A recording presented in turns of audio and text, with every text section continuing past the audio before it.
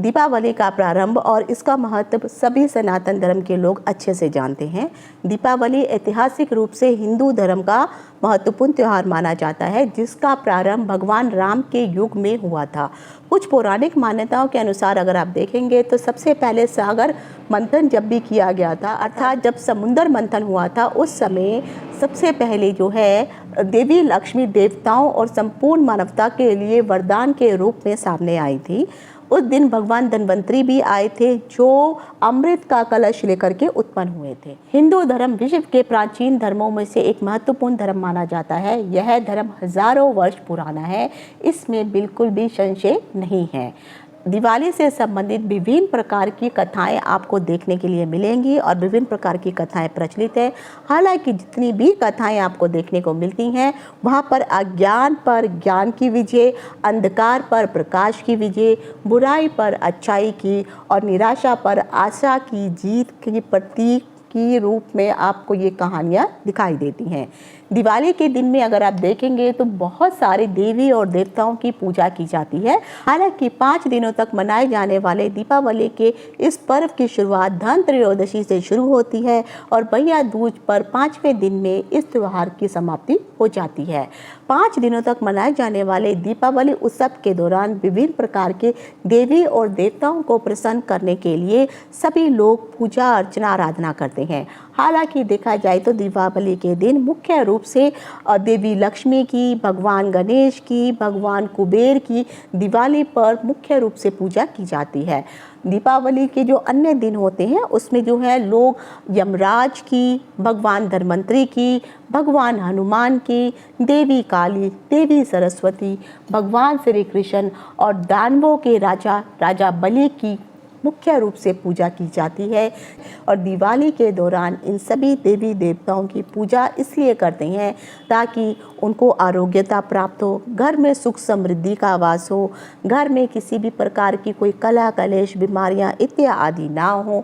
तो इस प्रकार से और लोग स्थिर लगन में माँ लक्ष्मी की पूजा करना शुभ मानते हैं, ताकि लक्ष्मी का वास पूरे साल भर उनके घर पर आशीर्वाद के रूप में बना रहे।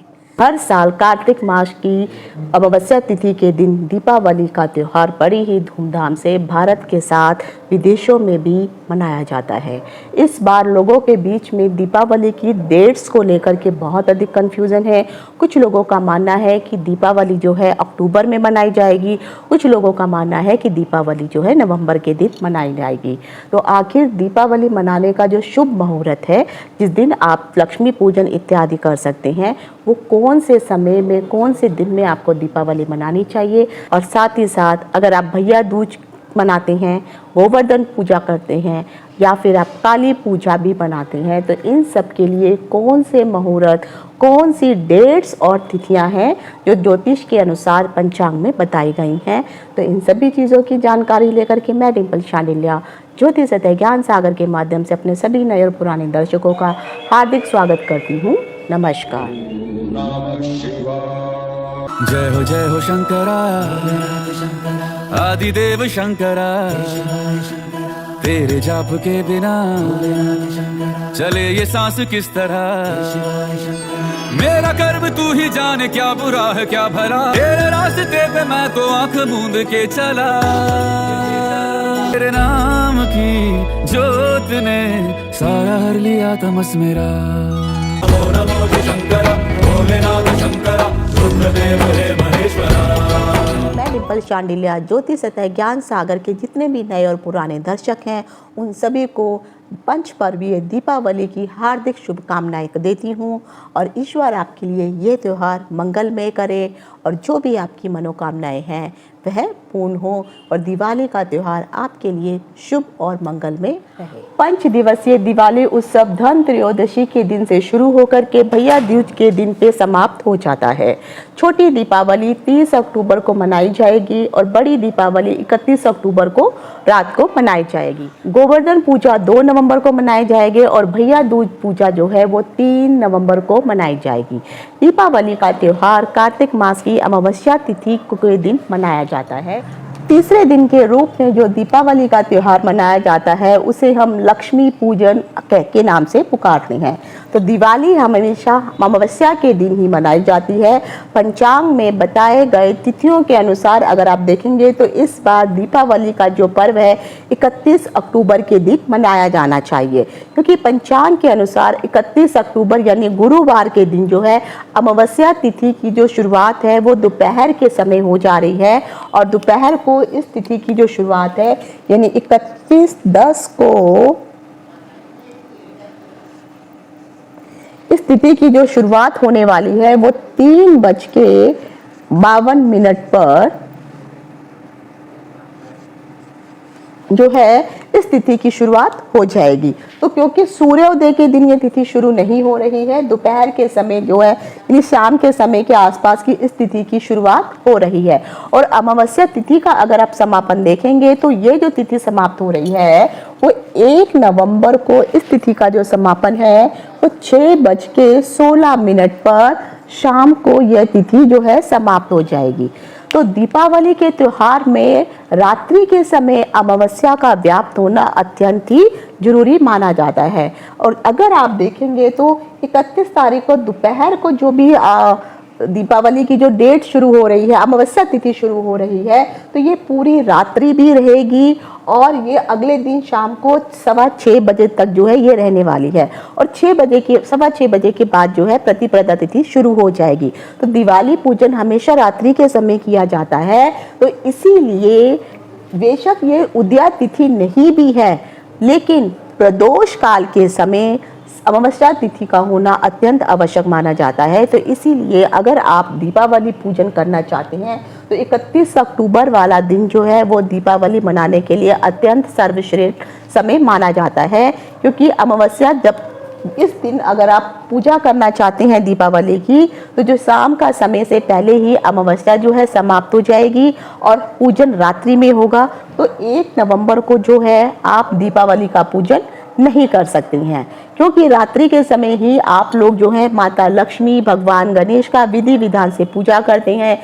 दिवाली के दिन जो है प्रदोष काल के बाद ही जो है लक्ष्मी पूजन किया जाता है। तो इस बार लक्ष्मी पूजन अगर आप करना चाहते हैं, काली पूजन करना चाहते हैं, इवन निशीत काल भी लक्ष्मी पूजन के लिए देखा जाता है। तो निशीत काल भी 31 तारीख को ही रात्रि को आपको पड़ने वाला है। तो मध्य रात्रि में जो निशीत काल की पूजा होती है वह भी 31 अक्टूबर के दिन ही पड़ेगी।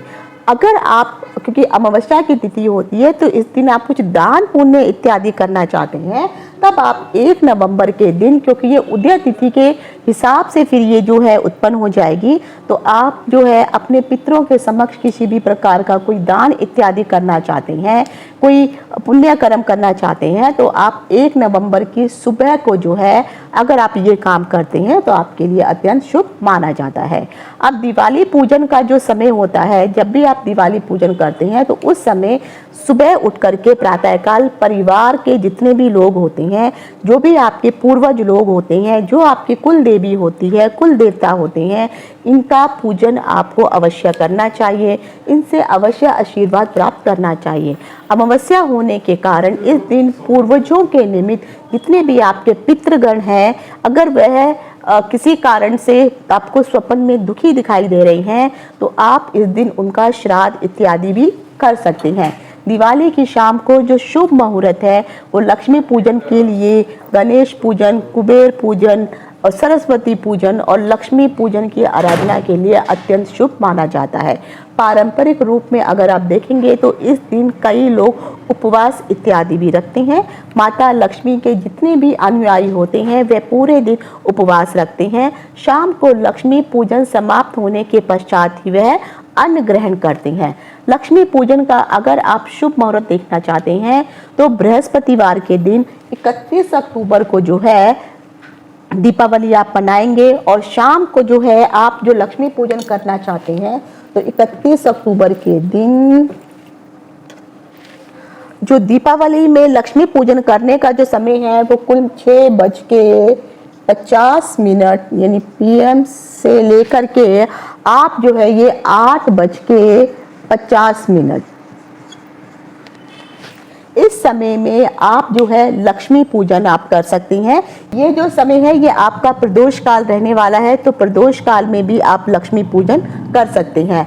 अगर आप स्थिर लगन में पूजन करना चाहते हैं, क्योंकि शास्त्रों में कहा गया है लक्ष्मी हमेशा स्थिर, हर कोई व्यक्ति स्थिर लक्ष्मी ही चाहता है, तो स्थिर लगन में अगर आप लोग पूजा करते हैं तो वृषभ काल जो है स्थिर लगन के रूप में माना जाता है। तो वृषभ काल का जो समय है वह भी शाम को 6:50 से लेकर के 8:39 तक, ये आपका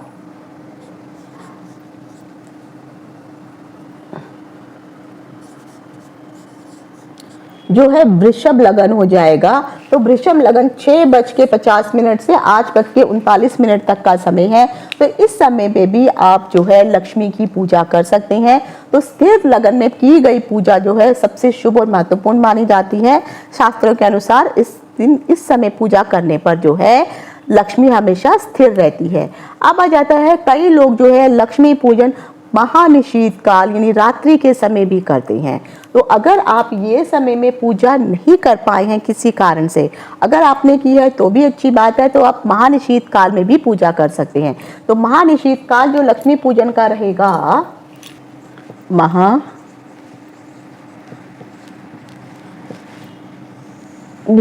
काल, तो ये जो रात्रि का जो समय होता है उस समय भी काफ़ी लोग लक्ष्मी की पूजा अर्चना करते हैं। तो ये मध्य रात्रि का समय होता है। तो आप 31 अक्टूबर की मध्य रात्रि को यानी 12:25 से ये समय मध्य रात्रि को शुरू होगा और 1:19 पर यह जो है 1 नवंबर तक जो है आपका रहने वाला है। तो 12 बजे से लेकर 1 बजे को कुल मिलाकर के आपके पास अगर आप देखेंगे तो केवल 54 मिनट की ही अवधि आपको मिल रही है। तो महानिशीत काल का ये जो समय है, इस समय भी आप महानिशीत काल में महालक्ष्मी की पूजा कर सकते हैं। कुछ लोग जो है सिंह लगन में पूजा करना शुभ मानते हैं, क्योंकि सिंह लगन भी शुभ माना जाता है। तो ये भी मध्य रात्रि के समय पड़ रहा है। तो अगर आप महानिशीत काल में सिंह लगन में पूजा करना चाहते हैं तो सिंह लगन का जो समय है वो है आपका 1:27 AM से यानी रात्रि से ये आपका 3:36 तक जो है AM रात्रि में ये समय यानी उस समय 1 नवंबर रात्रि का हो जाएगा। तो सिंह लगन में भी आप महानिशीत काल लक्ष्मी पूजन कर सकते हैं। तो ये जो कुल मिलाकर के अगर आप समय देखेंगे तो इसमें भी आपको जो कुल मिलाकर के अवधि हो रही है 1 से 1.5 घंटे के बीच की जो है आपको अवधि प्राप्त हो रही है, 1.5 पौने 2 घंटे की। तो इस समय भी आप महालक्ष्मी का पूजन कर सकते हैं, क्योंकि स्थिर लगन में किया हुआ पूजन ही सबसे सर्वश्रेष्ठ महालक्ष्मी के लिए माना जाता है। दीपावली के जो चौथा दिन आता है उस समय मनाया जाता है गोवर्धन पूजा और अन्नकूट पूजा। गोवर्धन पूजा और अन्नकूट पूजा अगर आप देखेंगे तो यूपी और एमपी के लोग बहुत अधिक रूप से इसको मनाते हैं। धार्मिक ग्रंथों में कार्तिक मास की प्रतिपदा की तिथि के दौरान गोवर्धन पूजा का विधि विधान बताया गया है। इस दिन गोवर्धन पूजा मनाई जाती है। हिंदू कैलेंडर में गोवर्धन पूजा का दिन अमावस्या तिथि के अगले दिन पड़ता है और प्रतिपदा तिथि आरंभ होने पर ही यह गोवर्धन पूजा मनाई जाती है। कई बार तिथियां आगे पीछे हो सकती हैं।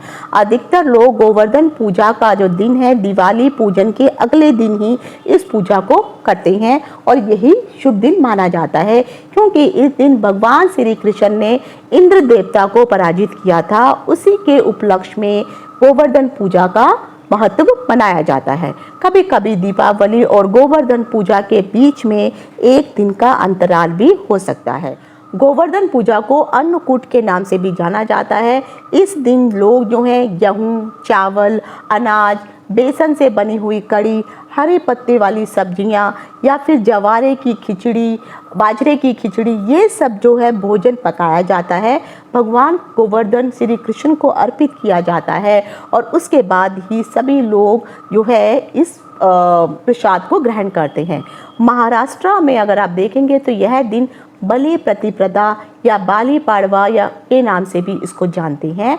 शास्त्रों के अनुसार कहा जाता है कि भगवान विष्णु ने वामन का अवतार लिया था और वह वामन के अवतार पर उन्होंने राजा बलि पर जो थी विजय प्राप्त की थी और राजा बलि को इसी दिन पाताल लोक में भेज दिया था। तो उनके पुण्य स्मरण करने के लिए भी इस त्यौहार को अन्नकूट के रूप में मनाया जाता है। तो भगवान वामन द्वारा दिए गए वरदान के कारण राजा जो असुरों के राजा बलि थे इस दिन एक दिन के लिए पाताल लोक से पृथ्वी लोक पर आते हैं और अधिकतर लोग गोवर्धन पूजा का दिन जो है, खासकर अगर आप गुजराती लोग देखेंगे तो उनके लिए यह दिन नव वर्ष के रूप में मनाया जाता है।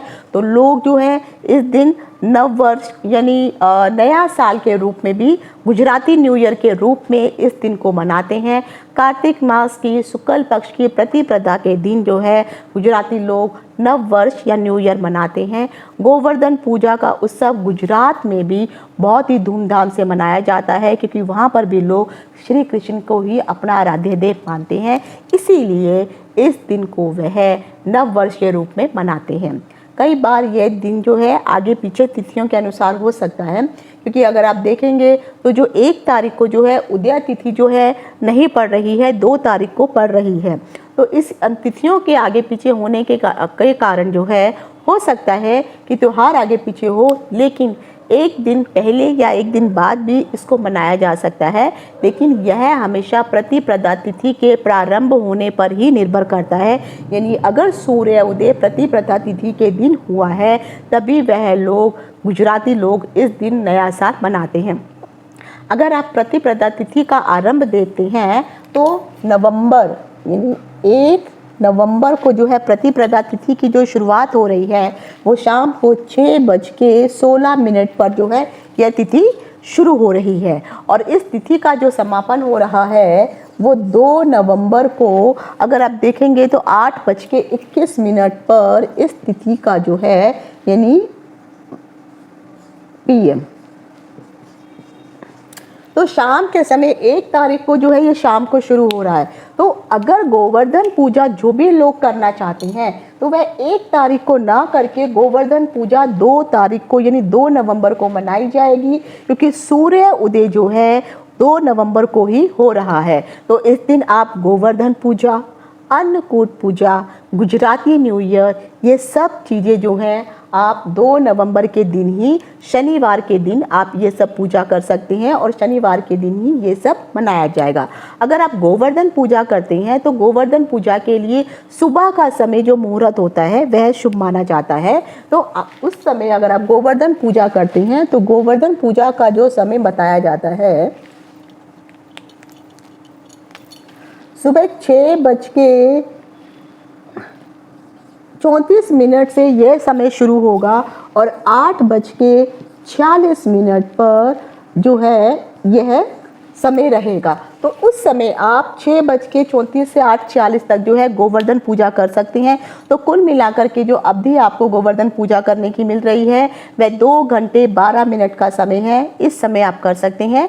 कई जगह पर गोवर्धन पूजा समाप्त होने के बाद द्वित क्रीड़ा भी की जाती है और यानी लोग आपस में खेलते हैं। तो 2 नवंबर को जो गोवर्धन पूजा का अगर आप सुबह नहीं कर पाते हैं तो शाम के समय भी कई लोग गोवर्धन पूजा करते हैं। तो दोपहर का जो गोवर्धन पूजा का जो समय है वह 3:23 से जो है ये समय शुरू होगा और 5:35 पर जो है PM शाम को। तो गोवर्धन पूजा का जो शाम का जो समय है आप इस समय भी आप जो है गोवर्धन पूजा कर सकते हैं। यहाँ पर भी अमूमन अगर कुल मिलाकर के देखेंगे तो 2 घंटे के आसपास का समय आपको प्राप्त हो रहा है। तो संध्या के समय भी आप गोवर्धन पूजा कर सकते हैं।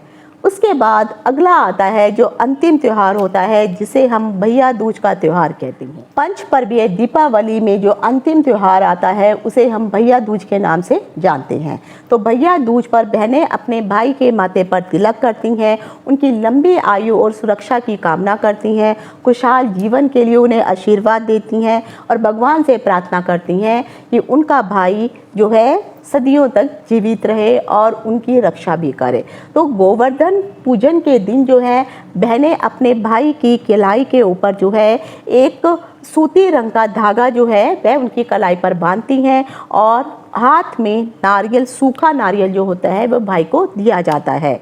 तो ये भी रक्षाबंधन के त्यौहार के जैसा ही अमूमन एक त्यौहार होता है और भाई भी अपनी बहन की सुरक्षा का वचन बहन को देते हैं और बदले में वह उनको कुछ उपहार भेंट के रूप में देते हैं।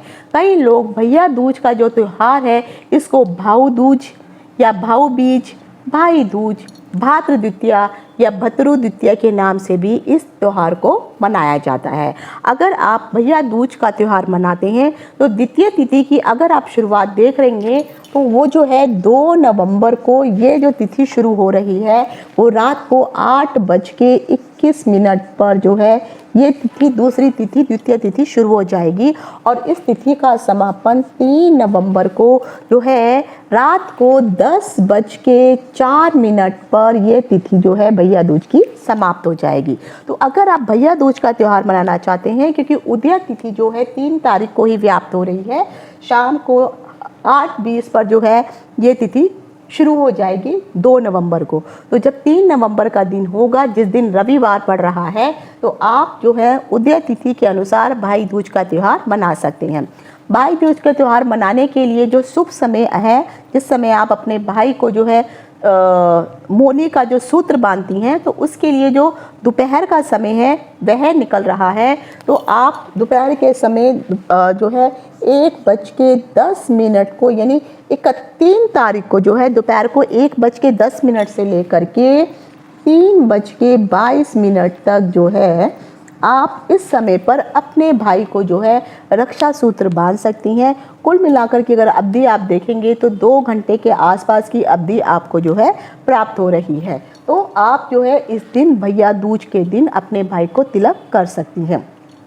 तो ये कुल मिलाकर के 5 दिवसीय जो दीपावली का जो त्यौहार शुरू होता है, धनतेरस से लेकर के भैया दूज के दिन इस त्यौहार की समाप्ति हो जाती है। तो आशा करती हूँ कि जो भी मैंने डेट्स आपको बताई हैं उसके अनुसार आप इस त्यौहार को हंसी खुशी मनाएंगे। ईश्वर आपके इस त्यौहार को मंगलमय करें और ज़रूर सावधानी पूर्वक दिवाली मनाइए। आज यहीं तक, इति शुभम, नमस्कार।